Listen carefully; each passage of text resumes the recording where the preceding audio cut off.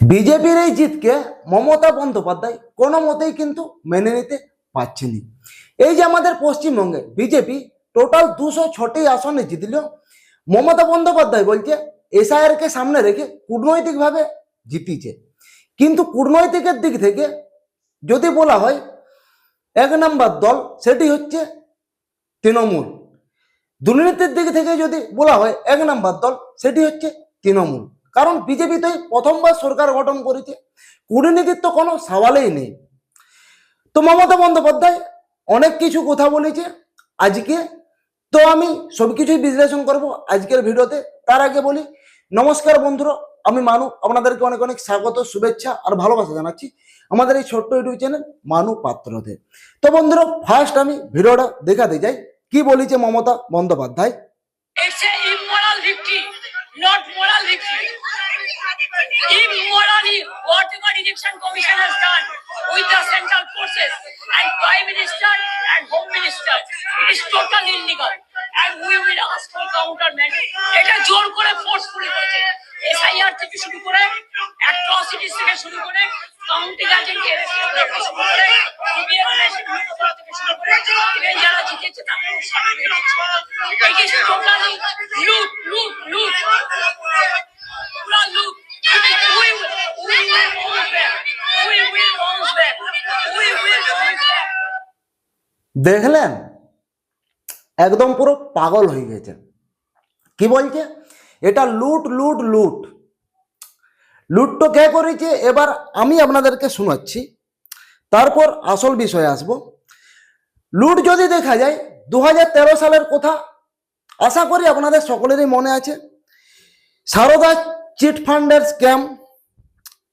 2014-15 সালের কথা আপনাদের মনে আছে, রোজভ্যালি চিট ফান্ড স্ক্যাম। অনেক তৃণমূল নেতাকে গ্রেপ্তারও করা হয়েছিল। 2016 সালের কথা আপনাদের মনে আছে, নারদা স্টিং অপারেশন।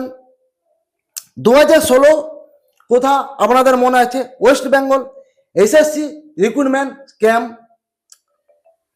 পার্থ চ্যাটার্জির বান্ধবীর বাড়ির থেকে প্রায় কয়েকশো কোটি পাওয়া গিয়েছিল টাকা। এবং 2020 সালের কথা আপনাদের মনে আছে, West Bengal coal smuggling case CBI এবং ইডিকে দিয়ে তদন্ত করানো হয়। এবং 2022 সালের কথা আপনাদের মনে আছে, West Bengal cattle smuggling scam, মানে গরু পাচার কাণ্ড। অনুব্রত মণ্ডলকে 2023 এবং 24 সালে জেলে নিয়ে যায়। এবং 2023 এবং 2026 সালের কথা আপনাদের মনে আছে, civic and municipal recruitment scam, মানে পৌরসভা ও সিভিক চাকরিতে নিয়োগ দুর্নীতির অভিযোগে ইডি তলব জোর করা হয়েছিল।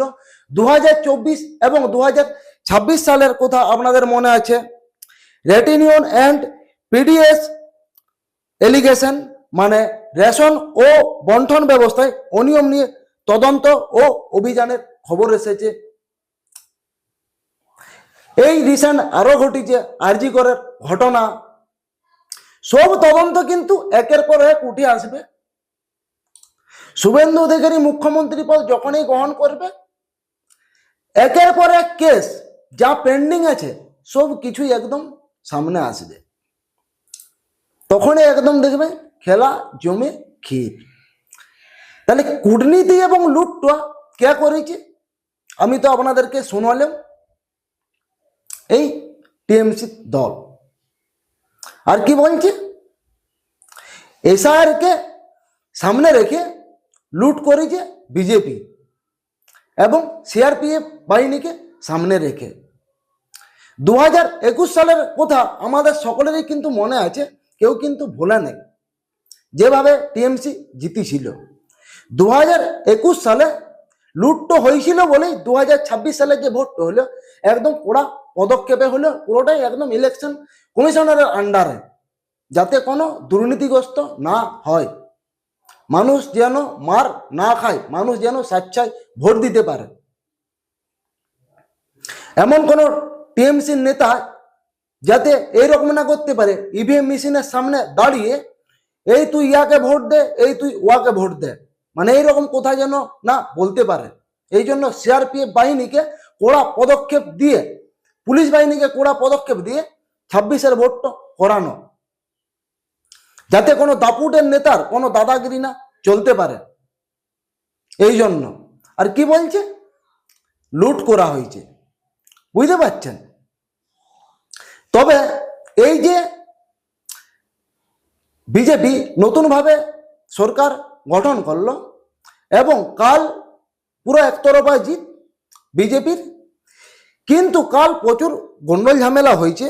তো আমি কিছু ভিডিও আপনাদেরকে দেখাতে চাই যা আমাদের সামনে এসছে।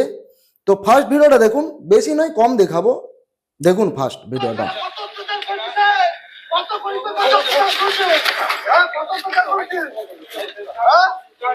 আর অত্যাচার করবে, ভালো পাচ্ছি না, আর অত্যাচার করবে, করবে গরিব মানুষের প্রতি অত্যাচার করবে।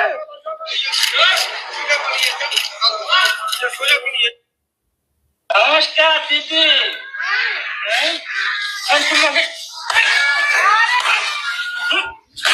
খালি কেনে শান্তি মাঝি তোর লেগে যাবে, ছোট করে টাকা তুল করেছিস দেখেছি। আর বলে আমি যেটা করবো সেটা শিখিয়ে হবে। কোরআন মিথ্যা হয়ে যাবে, বাইবেল মিথ্যা হয়ে যাবে, গীতা মিথ্যা হয়ে যাবে, আমার জোয়ান মিথ্যা।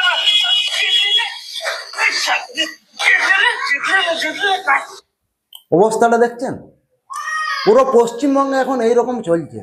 এই যে আগে এনারা যে দুর্নীতিটা করেছে এবং মানুষের উপর অত্যাচারটা করেছে, মানুষ ভুলবে একটা কি করে? সব তো ক্ষোভ মাথায় আর মনের মধ্যে তো জমা থাকে। সময় এসছে ক্ষোভ একদম প্রকাশ করছে। তৃণমূলের যতটা পার্টি অফিস আছে ম্যাক্সিমাম জায়গায় আগুন জ্বালিয়ে দিচ্ছে, নয়তো পুরো দখলে করে দিচ্ছে নিজের হাতে। আমাদের বাঁকুড়ার এই ঘটনা, অনেক অনেক পার্টি অফিস দেখছি তালা লাগানো, হয়তো 1-2 দিন পর বিজেপির দখলে চলে আসবে, টেনশন নেই। ম্যাক্সিমাম জায়গায় হচ্ছে, প্রচুর তৃণমূল কর্মীকে মারধরও করছে।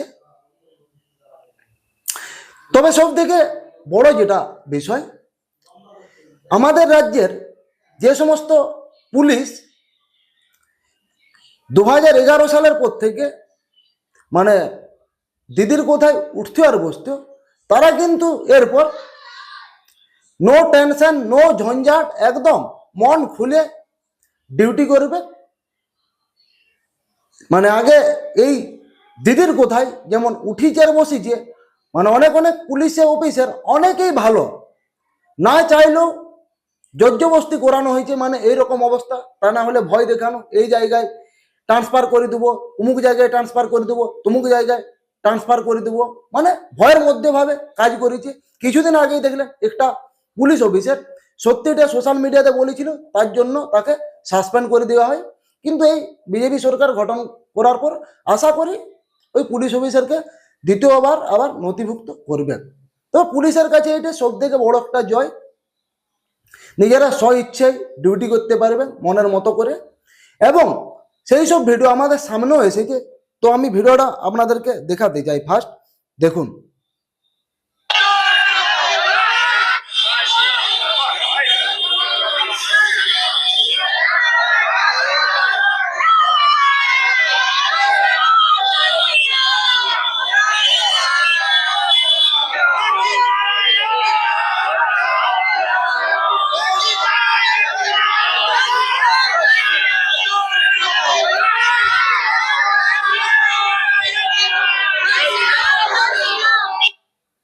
কারণ এই সমস্ত পুলিশও চাইছিল যে এবার সরকার চেঞ্জ হোক, দিদি অনেক করেছে, দিদির কোথায় আমরা অনেক উঠেছি বসেছি, আর ভালো লাগছে নি, আর ভালো লাগছে নি। তা না হলে এই যে হাসির উচ্ছ্বাস গেরো শিবিরে একদম মেতে গেছে, আবির মেখে গোটা গালে, এরকম কিন্তু 2021 সালে দেখা যায়নি।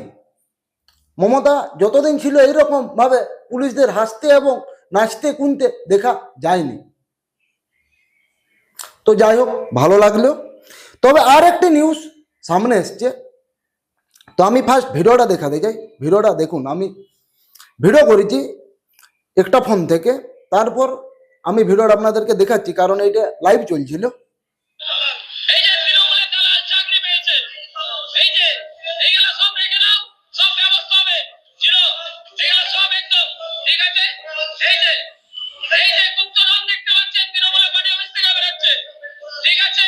এই মুহূর্তে কিভাবে চাকরির দুর্নীতি আজকে আপনারা এখানেই পাবেন, ঠিক আছে। দেখুন এই যে আমার ভাইরা চাকরি পেয়েছে তৃণমূলকে টাকা দিয়ে, তৃণমূলকে টাকা দিয়ে চাকরি পেয়েছে। চাকরি আপনারা সাধারণ মানুষ পাবেন কি করে যদি টাকা না থাকে? এই যে তৃণমূলের পার্টি অফিস থেকে অসংখ্য চাকরির চিঠি বেরোচ্ছে, বুঝতে পারছেন? তাহলে সাধারণ মানুষ চাকরিটা পাবে কি করে? লুটটো মানে কত বড় হয়েছে ভাবতে পারছেন? আর মাননীয় কি বলল, বিজেপি লুট করে জিতেছে এসআইআরকে সামনে রেখে। তাহলে এইগুলো কি? এইগুলো কোথার থেকে বেরোলো? বিজেপির পার্টি অফিস থেকে বেরোলো? বিজেপির তো এখনো পার্টি অফিস ঠিকমতো গঠনই হয়নি, গঠন করবে একেবারে। কিন্তু এইগুলো কার অফিস থেকে বেরোলো? তৃণমূলের পার্টি অফিস থেকে বেরোলো। লুট করছে বিজেপি, মানে কি চিটিংটা হয়েছে বুঝতে পারছেন? এই জন্যই তো আমাদের রাজ্যের এইরকম বেহাল অবস্থা ছিল, এখনো আছে। তবে এরপর আস্তে আস্তে ঠিক হবে সরকার গঠন হওয়ার পর। কিন্তু সরকার চেঞ্জ হতেই আরেকটি খবর আপনাদের সামনে আছে, রাজ্যে পালাবদল হতেই ইস্তফা অ্যাডভোকেট জেনারেল। রাজ্যপাল এনবির কাছে পদত্যাগ পাঠিয়ে দিলেন কেশর দত্ত। সোমবার বিধানসভা নির্বাচনের ফল ঘোষণা হয়েছে। এখনই একটি কেন্দ্রে ভোট গণনা চলছে। তবে 15 বছরের তৃণমূল সরকারকে হাঁটিয়ে বিপুল সংখ্যা গরিষ্ঠতায় সরকার গড়তে চলেছে বিজেপি। সেই আবহাওয়ায় অ্যাডভোকেট জেনারেল পদ থেকে ইস্তফা দিলেন কিশোর দত্ত। বুঝতে পারছেন? এই হচ্ছে অবস্থা। এরপর শুনবেন একের পর এক আস্তে আস্তে ইস্তফা দিবে যারা চুরি করেছে, কারণ শুভেন্দু অধিকারী কাউকে ছেড়ে কথা বলবে না। তো বন্ধুরা, এই বিষয়ে আপনাদের কি মতামত অবশ্যই কমেন্টে জানান। আর আমাদের চ্যানেলে যদি নতুন ভিজিট করে থাকেন অবশ্যই চ্যানেলটিকে সাবস্ক্রাইব করুন আর ভিডিওটিকে একটি লাইক করবেন। আবার দেখা হচ্ছে নতুন কোনো ভিডিওতে নতুন কোনো টপিক নিয়ে।